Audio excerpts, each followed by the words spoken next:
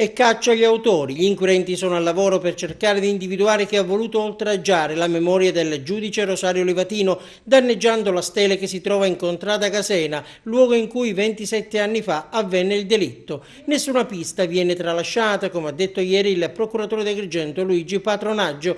Anche quella della criminalità organizzata, dunque, viene presa in considerazione, essendo stato preso di mira un emblematico simbolo della lotta alla mafia. E continuano intanto le reazioni al vile gesto, la lotta alla mafia fuori da ogni retorica e da ogni antimafia di circostanza che abbonda sempre nelle commemorazioni e negli anniversari, afferma il segretario provinciale della CGIL Massimo Raso. Si deve nutrire della concretezza, occorre arrivare alla verità e alla giustizia sui troppi buchi neri che costellano la storia di questo paese. Occorre proseguire l'impegno per restituire all'uso sociale i beni e le aziende confiscate alla mafia, occorre rafforzare i presidi di legalità e sicurezza. E anche il presidente di Confesercenti Sicilia, Vittorio Messina, prende posizione. Chi compie e dice gesti così vili lo fa per balordaggine o per paura.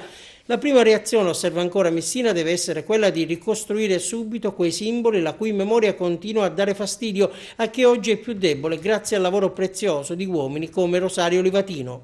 E interviene pure il Consorzio Agrigentino per la legalità e lo sviluppo attraverso i suoi vertici, il sindaco di Naro, Cremona e il presidente del CDA Danile, i quali commentano: questi gesti non potranno ostacolare il percorso di legalità perseguito dalla società civile e dalle istituzioni.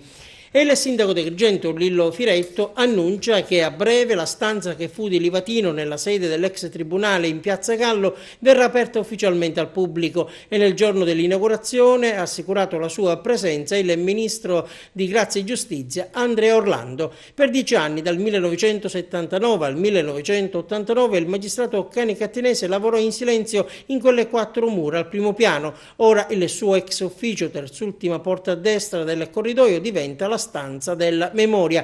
È stato possibile ricomporre l'ufficio con gli arredi dell'epoca a ricordo e testimonianza dell'opera del giudice ragazzino. Tutto è tornato al suo posto, l'armadio restaurato, la vecchia macchina da scrivere e la scrivania in legno sulla quale soleva appoggiare tra gli incartamenti anche il Vangelo. Oggi su quella scrivania trova posto copia dell'agenda personale del magistrato, quella resa famosa dall'acronimo rompicapo STB, che nelle indagini successive alla barbara uccisione tenne impegnati gli investigatori per lungo tempo, un acronimo dal significato eloquente: sotto la protezione del Signore, che racchiude tutto l'impegno profuso in vita da Rosario Livatino, impegno di cristiano che sta portando il magistrato, per il quale vi è in corso il processo di canonizzazione verso la santità. Anche la sua auto, nella quale viaggiava quando venne sorpreso e ucciso, è stata recentemente dichiarata di interesse culturale.